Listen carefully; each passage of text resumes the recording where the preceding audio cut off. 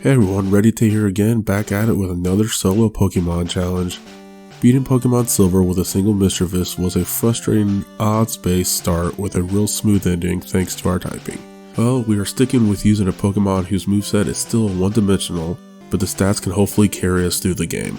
We are going to see if it is possible to beat Pokemon Blue with a single Geodude. Now for the most part, I like Geodude. I like Graveler even more, but this is a challenge, so there will be no evolving. The only issue I have with Geodude when it comes to Generation 1 is the moveset.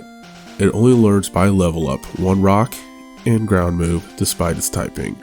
Earthquake is great, don't get me wrong, but Rock Throw is not that great of a move because of its accuracy. I think it's weird that we learn a move like Harden as late as we do, and even as a kid I was never a fan of Self-Destruct or Explosion. It is safe to assume that I will not be using those moves in this challenge since it would already take us out of any battle we have, causing us to lose the challenge. TM list wise isn't bad, there are some decent moves here, not a lot of type variety, and it is extremely obvious that we are set as a physical hitter in this game. Which leads to the second problem I have with Geodude, its type matchup. Being 4 times weak to water and grass can be brutal in a lot of areas in this game, especially in the later half of the game. We are going to need some decent stats for the latter half of this challenge, which at the base level isn't bad. I mean, we are at starter Pokemon level here, but the attack and defense stats aren't bad. Never mind, look at that special and speed. We might be grinding a lot in this one. Before jumping in, let's review the rules. I can only use Geodude throughout the whole game. HM Pokemon can be used so I can still get around. No cheats or hacks can be used to advance. And I'm going to keep with the trend where no items can be used in battles. Like I said, I'm kind of expecting a lot of grinding in this run. Well, we should probably get started on that then. So, you all know the drill. We leave our house and get stopped by Professor Oak just to be taken back to his lab so we can choose our first Pokemon to start the game. I used the Pokemon randomizer to replace Squirtle with Geodude, so our rival would be forced to pick Bulbasaur as its starter. I thought that would be the best challenge against us, but now looking back, I'm wondering if Blastoise would be a bigger threat in the game. It is tankier, and it doesn't technically have a weakness to any of our moves. You know what, I've already set up the challenge for Venusaur. It'll all be a threat, so let's stick with this option. Anyway, our stats are looking about how you would expect for a fresh out of the gate level 5 Geodude, and we only have Tackle, so this definitely feels like a typical start to a Pokemon game. I named my Geodude Hurt, since everyone is expecting him to cause an explosion, but he won't. It shouldn't be a surprise that the first rival battle of the game was very boring. All we have attack-wise is Tackle for each of us, and with our defense, we are taking way less damage than they are. They soon spam Growl and go down, and we barely lost any health in the exchange. Well, let's see how the rematch goes. Horrible. It actually goes horrible. Pidgey is already a solid addition to our rival's party. I knew Sand Attack was going to be a problem as the game goes on, but it is already spamming here. We go down because of it. It does not take a lot of sand attacks for our tackles to miss, and eventually we take it out in multiple attempts. But we are probably missing a little over half our tackles, and its weak gusts eventually do take out about half of our own health. Bulbasaur's tackles are weaker, but with the addition of Leech Seed, we lose HP consistently while wasting turns with missed tackles. The fact we can't pull off the win is very frustrating. Actually, it might just be the most frustrating part of a challenge I've had in a while. We already need to grind so we can take Pidgey out sooner with Tackle. Well, I say that, but I'm hoping this isn't one of those examples where we learn Rock Throw before that even happens. Nah, that shouldn't happen. Well, at level 12 it took us 4 attempts, but we did get the win. Tackle is hitting harder, and we do have more HP, so that's good. But even here, Pidgey can still hang around to deliver a couple sand attacks, or 3, and accuracy drops are always the same regardless of the level, so we go down just like how we did at level 9. When we actually do pull off the win, we finally got lucky enough where Pidgey was never able to land a single sand attack on us, so we have no accuracy drops by the time Bulbasaur comes out. We dodge a Leech Seed, and we stick with Tackle till it also goes down. I'm aware that was a lucky attempt, but I did way more attempts than I usually do because I was stubborn and frustrated and felt like we could still pull off the win despite being hit by 3+ sand attacks. I mean, we even had one attempt at level 9 where we took out Pidgey with being hit with 1 sand attack, and we still somehow only landed about a quarter of our tackles. I cannot believe how much sand attack has screwed us over already. Pidgey is already an early contender for being a thumbnail for this video. Deep breath. Okay. Well, we got that part done, and we now have a somewhat good level for this part of the game. Viridian Forest should be easy and an excellent source for a few more levels. Yep, real easy. Absolute cakewalk. And by the time we beat all the trainers there and the trainers at Brock's gym, we're at level 15. Now I'm not looking forward to facing Brock. He's not really a problem per se, more of a hindrance. To be fair, we both will be starting the battle with the same Pokemon. It's not just fighting fire with fire, or rock with rock, but this battle deals with us both using rock ground types that have solid defense with no solid attacks to go against it. I'm hoping our level lead is enough to deal a little more than 1 damage, but I know this battle is going to be long and drawn out. And as you can probably tell by the footage being shown right now, I was right. We were probably doing a little bit more than 1 damage at the start, but Brock's Geodude liked spamming defense curls, so we were back to 1 damage before you know it. Regardless, I spam tackle. I really don't have any other plan here, but I quickly came to the conclusion that we will be spamming struggle before this is over. Brock's Geodude goes down and we are still standing with 29 health, so that's good. What's not good is we only have 2 power points for tackle when Onix comes out. Well, I guess we'll finish our tackles and then spam our own defense curls. We take a little damage from Onix's first bide, but for a large portion of the battle, we are ruining its bides because we use defense curl instead of our own attacking move. We do get hit with some tackles and screeches, but the lower defense is corrected by defense curl. We get to the point of using struggle, and we aren't looking the best health-wise. We aren't in the red, but we have less than Onix. That's a horrible spot to be. We give it a solid attempt with struggle, but due to the recoil damage and the compound damage from Onix's bide, we go down. That's the one thing that really stinks about this situation. We are stuck with only an attack move by this point, and we don't have another option to neutralize bide. Game mechanics are really piling on the damage here in the end. Well, we really only have one option at this point, and that is more grinding. More grinding means improved attack and more HP. We need harder hitting tackles and more health to withstand struggle and bide if we want to come out on top. That being said, we are going to need quite the level boost if we want our attack to be high enough to make a noticeable difference against these rock types. We learn Rock Throw next level, but it will actually do worse than tackle in this situation thanks to the typing. Let's go to level 18 and see how things look. Things are looking very good at level 18. Okay, no, we are not one-shotting Geodude or Onix, but the damage output is noticeable, and when Geodude faints, we have 16 tackle power points left, so look at us go. I am still surprised Onix is faster than us, and that is unfortunate since we do miss time some bides, but we are hanging in there. We do run out of tackles, but Rock Throw does hit hard enough to take out Onix. We now have the first badge of the game, and I feel like this has been a little bit of a slow start. Do you feel like it's a little bit of a slow start? Mount Moon should be okay for the most part. There aren't really any curveballs here, except for that one last who has an Oddish and a Bellsprout. We might have came out on top, but I am really not looking forward to Erica. Besides that, not even the hikers are a threat. Soon we get out and have to make the decision if we will face our rival first or Misty. Oh, and I almost forgot. Dome Fossil. When we get to Cerulean, I decide that maybe I should try to get the Dig TM first, but I forgot that the cop is blocking the entrance to the house at this point. Well, let's see how the rival goes. It actually went really well. Sure, we missed our first Rock Throw against Pidgeotto, but it keeps using Gust instead of Sand Attack. Another tip at Rock Throw, and it goes down and we have no accuracy depletion. Abra can't do anything and goes down quickly to tackle. Same story for RedyTAY. Bulbasaur is last out and loses half of its health from a tackle. It hits us with a Leech Seed and then immediately attempts to hit us with another Leech Seed. Oh well, another tackle and we win the battle. Despite the success of that battle, I still don't think we are ready for Misty. Let's grind some more on Nugget Bridge and see how things go after that. After clearing out all the trainers after Nugget Bridge, we get back to taking down the Rocket Grunt so we can finally get the Dig TM. Real uneventful fight aside, we forget Self-Destruct, because when would we ever use that move? And we learn Dig. Let's see how the battle with Misty goes from here at level 29. I'm hoping to take care of this gym badge now and not skip it, but worst comes to worst, we will just go ahead to the SSN.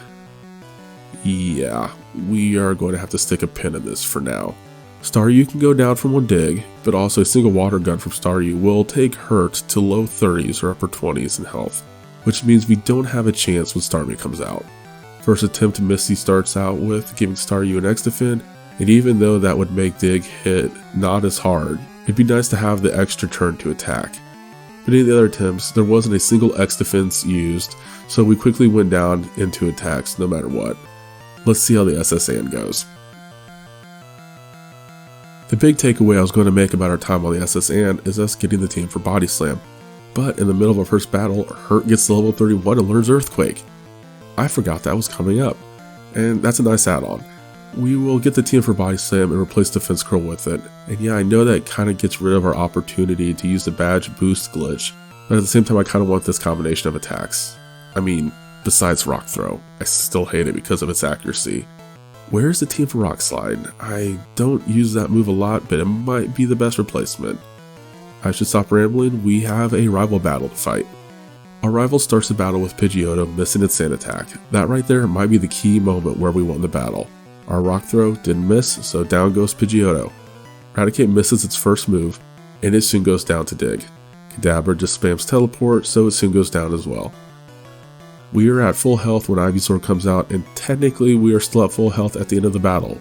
All because Ivysaur hits with a Leech Seed, and we respond with a critical Earthquake, thanks to Ivysaur being part poison.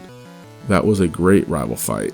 Let's get the cut HM real quick and see if we can make any progress with Misty. Staryu's still faster than us, but his water gun doesn't even take us to half health this time, so that's nice. One dig takes it out. Starmie is now out, and I know for a fact it is faster than us and we will easily get one shot by a Bubble Beam. Oh, okay. Go for the X-Defend. I was hoping Misty would do that earlier, but I'll take it now. Even with that defense buff, a single Earthquake gives us the win. Well, that went rather smoothly. Do I even need to talk about the Lieutenant Surge fight? I actually had a really short trash can challenge for once, thanks to the increased likelihood that the second switch is in the top left can. Surge was an even shorter ordeal. We took a little damage from a quick attack, but besides that, Earthquake just wrecks them. I'm not feeling really great though about what's coming up. Erica. Really though, I'm most likely not going to face her next. Yeah, most of her Pokemon are part poison, so Earthquake and Dig could wreck them, but they are so much faster than us, and even the simplest grass move could be the end of us. Maybe Koga or Sabrina first? I don't know. We got time to think about that though as we blindly move through Rock Tunnel.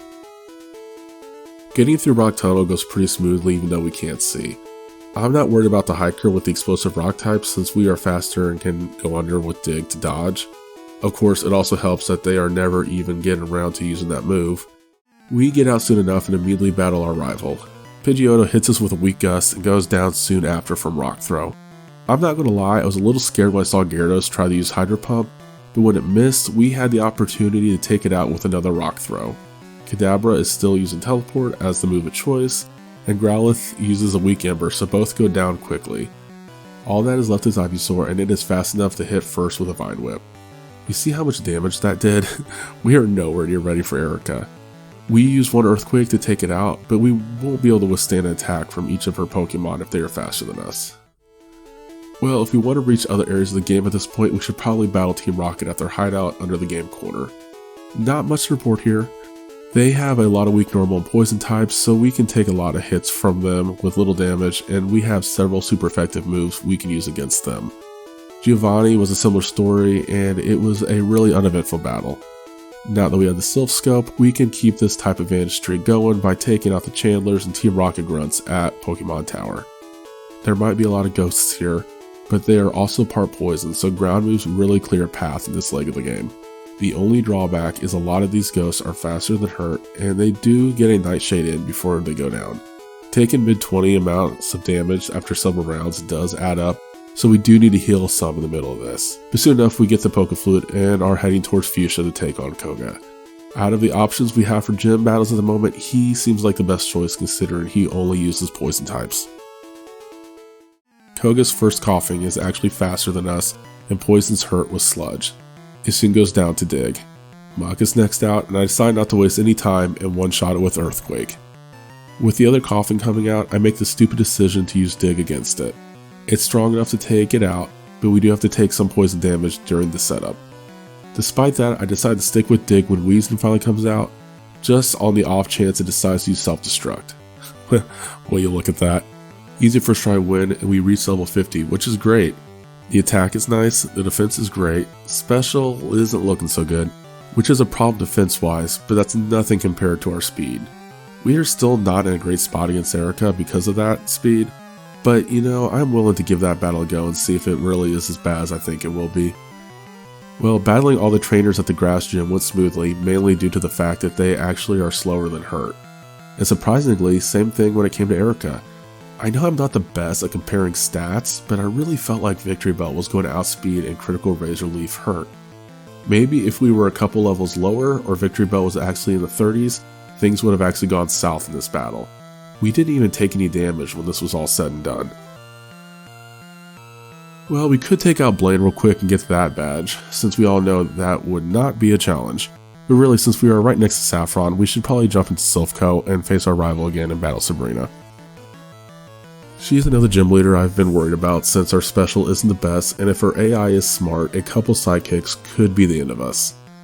Enough about that though, because we are fighting our rival now. He now has Pidgeot, but it still goes down to a single rock throw. Next is Gyarados, and I still take a gamble by making Hurt use rock throw.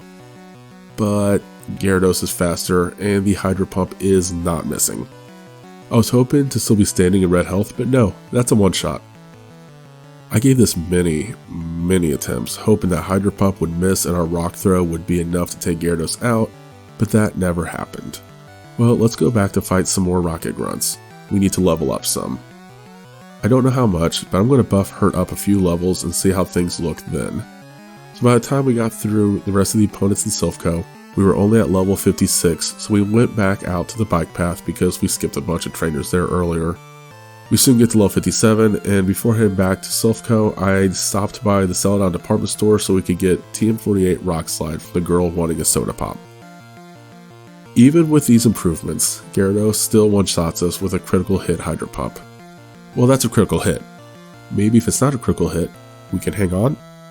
Nope. Nice thought though. Well, let's go back to seeing if we can get Gyarados to miss a Hydro Pump and go from there. Next attempt, Pidgeot is out first like always, and hits us with a critical wing attack, with still little damage, before going down to a Rock Slide. Next out is Gyarados and it misses Hydro Pump. Now we just need Rock Slide to not miss. Perfect. Growlithe's next out, we dodge a takedown, thanks to a Dig, and the second part of Dig one-shots it. Alakazam then comes out and does a nice little bit of damage with Psybeam. Earthquake is still strong enough for a one-shot, however.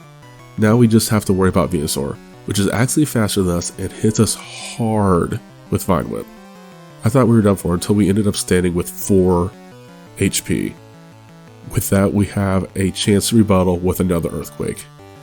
Oof, that was close, and obviously there was some luck involved.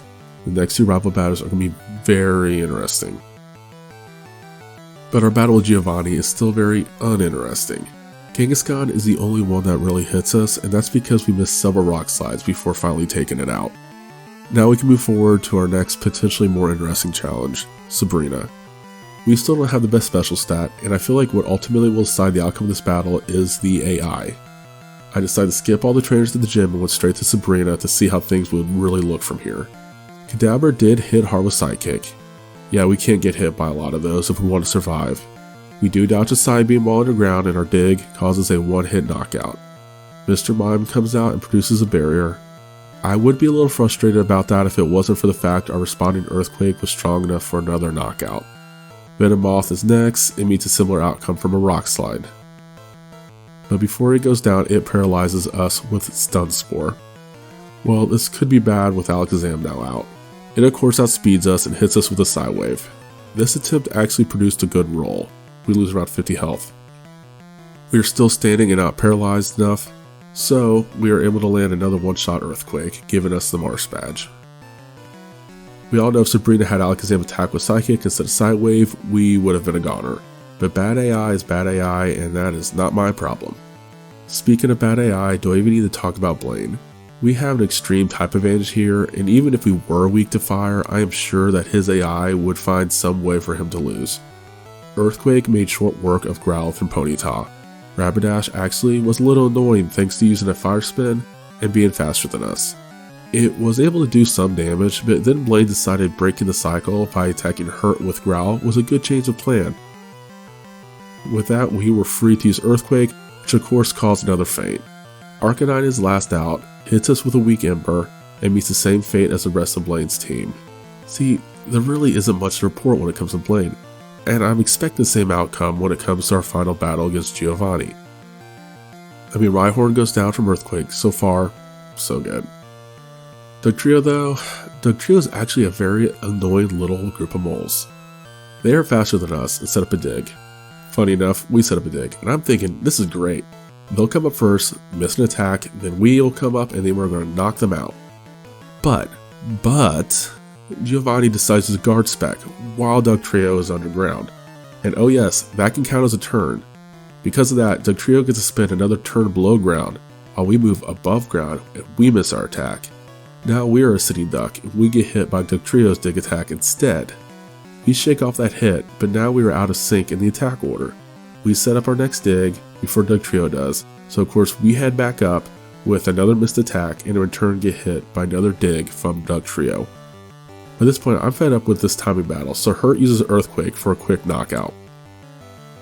That might be the only time in my life that I have seen guard spec do anything useful. I hate to say that I'm a little impressed there, Giovanni. A little impressed. Don't get used to it. Your following Nidoqueen and Nidoking may deliver a little damage with Poison Sting and Horn Attack, but they still meet the same fate with Earthquake. Rhydon actually surprises me by surviving Earthquake with what has to be 1 health. We are able to miss a fissure, which means Body Slam is all that's needed to wrap up our badge run in this game. That might be the most entertaining gym battle in the whole run. And despite the fact that the last leg of the badge run went really smoothly, I feel like we might still have some problems with our next rival battle. Yeah, Gyarados is still a problem. And look, I'm still a stubborn person, so I keep repeating this battle till Gyarados Hydro Pump misses. It took about 6 more attempts before that happens, and from there we lose about half our health from Alakazam's Psybeam, which sets us up in the perfect situation where we can in no way survive a Razor Leaf from Venusaur. Okay. We are going to have to grind, and it's solely for that speed stat. I'm going to get Hurt to level 65 and see how things look from there. Also for the record, I gave Hurt a Carbos to boost our speed stat, and it had no effect. We are maxed and there is no Quick Claw in this game. We have no choice but to grind.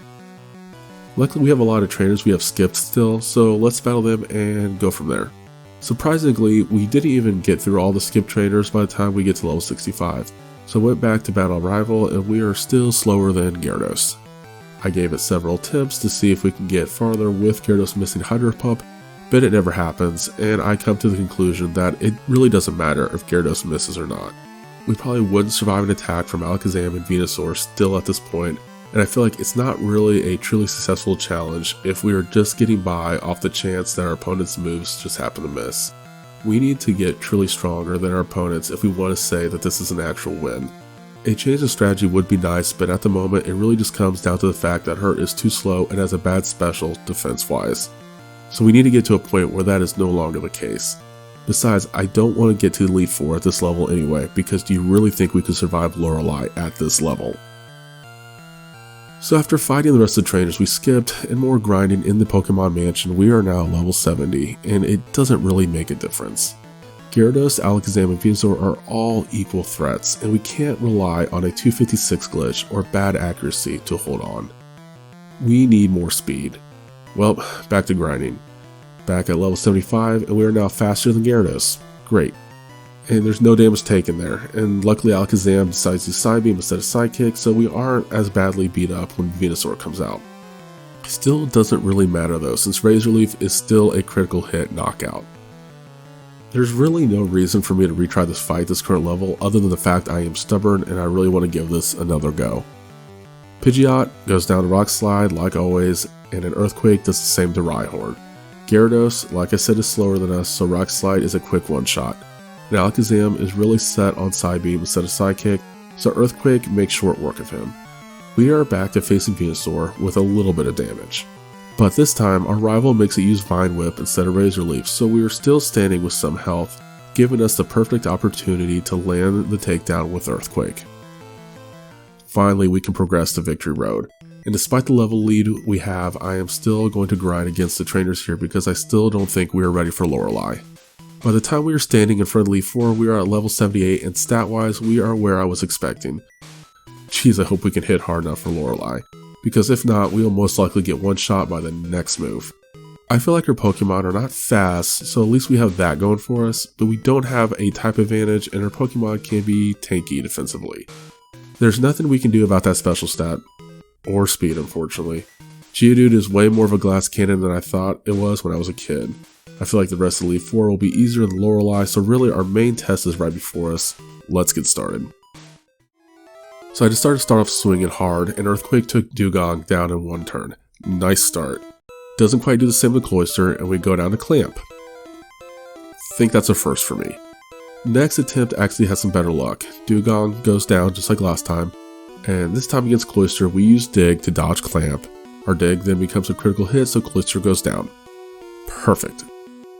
Slowbro survives an Earthquake, but Lorelei decides to use a retroactive Super Potion, so another Earthquake makes short work of them. Jinx is actually faster than us and takes us to half-ish health from an Ice Punch. Luckily, Earthquake is a one-shot here. Last out for Lorelei is Lapras, which just like Slowbro, survives an Earthquake, gets a retroactive Super Potion, and then goes down because of our free turn to attack.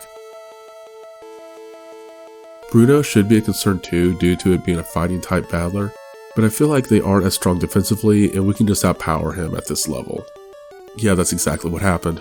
Earthquake and Dig make short work of his whole team, and I'm expecting a similar story for most of Agatha's team as well. Well, dodging Hypnosis and landing a critical hit Earthquake on the first Gengar is a great way to start the battle. We do get confused by Golbat's Supersonic as soon as it comes out, but we are still able to land a Rock Slide to knock it out. When Haunter comes out, we hurt ourselves in confusion 2 turns in a row, while Haunter tries to confuse us with Confuse Ray back-to-back turns. We soon snap out of confusion after dodging a Hypnosis, giving us the opportunity to one-shot Haunter with an Earthquake. Arbok deals some damage to us from a bite, but we soon take it down with Dig. Last out, the second Gengar, which tries to use Dream Eater while we are awake. Dig took it out soon enough too. AI Agatha wasn't too crazy here, but we had several times where Hypnosis could have really messed us up. Still questionable move choices though. Okay, so now we are healed up and ready to fight Lance. No real plan here besides Rock Slide if our opponent is a flying type. Let's do this. First out is Gyarados and he one-shots us with Hydro Pump. Tail as old as time. Let's see if we can get him to miss. The second attempt and Gyarados does exactly that. Our Rock Slide doesn't miss, so it goes down rather easily. A pair of Earthquakes make quick work out of the 2 Dragonairs. Aerodactyl, this is Supersonic, and then also goes down the Rock Slide. Last out is Dragonite, and it deals some damage to us with Hyper Beam, but we wrap this battle up quickly with another Rock Slide. Well, that battle was way easier once Gyarados missed Hydro Pump, which kinda reinforces the notion that we are most likely not ready for this last rival battle. They will be quicker and stronger, and I feel like the way we can win this is from our rival having bad accuracy and bad AI. Let's see though, I could be overthinking this. Well, things were going pretty well. Alakazam still likes using Psybeam instead of Psychick for some reason, but we still can't outlast Hydro Pump from Gyarados if it lands. I hate whiting out against a rival, but I might just do that and battle the Elite 4 again for the experience. Wait, let's not do that. I don't have a lot of PowerPoint replenishing items, we can't do that forever. Actually, I do have 4 rare candies, maybe that will make a difference? We are now at level 83 and it didn't make a difference. Let's grind to level 85 and go back to face our rival from there. Okay, we are now at level 86 by the time we get through the Elite 4, but still I'm hoping these extra levels stack up well enough for us to be faster than Gyarados or Venusaur. I highly doubt we will be faster than Alakazam. Pidgeot is faster, not surprised there, and wastes a turn using Mirror Move. We take the opportunity to take it out with a Rock Slide. Alakazam plays it safe by setting up a Reflect, but it won't stop a critical hit Earthquake. Rhydon can't withstand a non-critical one. Gyarados is now out and we are faster than it, so we get our Rock Slide out first for an easy knockout. Arcanine is still faster than us, but I think we can survive Roar. Dig on the other hand took him out quick. Venusaur is last out and decides to charge up for Solar Beam. We can hit it with Earthquake in that time, and I am sure even if it wasn't a critical hit, we would still have taken it down. Wow, and no damage sweep to wrap up the championship. Once again, we are Pokemon champions, and I wish I could find a way to have the speed up on my emulator not mess with the game clock, because there's no way it took me almost 80 hours to beat this part of the run. Anyway, we did beat the majority of the game. Let's just pay a visit to Mewtwo and see if we can completely beat the run. Well, Mewtwo is faster, and that should not surprise anyone. What is surprising is the fact that we survived with 7 health from a critical hit sidekick. I really thought that was going to be a one-shot. Our Body Slam doesn't paralyze, but it does take it to half health. I figured we were done for, but Mewtwo just recovers and we set up a dig, which does a major dent in Mewtwo's HP. Then Mewtwo just sets up a barrier instead of knocking us out, and our Body Slam knocks it out. Huh. Mewtwo went a little easy on us there, but hey, a win is a win. This run was kind of an interesting one. Geodude is way more of a glass cannon than I thought it was. When I was a kid, you knew it had weaknesses, but you would see Brock use it, and you'd think it would take so little damage from most attacks, but in reality, as the game goes on, there are a lot of opportunities where you had to either one-shot or you were going to be one-shot. I don't think I've ever had a run where the speed stat was so essential for the success of the run. I appreciated the straightforward, simple physical attack power Geodude has to offer, but in a way, it is also kind of one-dimensional, with there being very little strategy we could use. I hope you guys enjoyed that run. For my next challenge, we are sticking with Generation 1, where we will see if you can beat Pokemon Red with 1 Vulpix. I love fire types, but I feel like we are going to have some major brick walls in this one. If you want to see some more, please subscribe to my channel because I have more of these challenges scheduled for the future. That being said, I would appreciate some suggestions for future challenges, and ways I can improve to make these videos better. Thanks for watching, everybody, and until next time, Geronimo.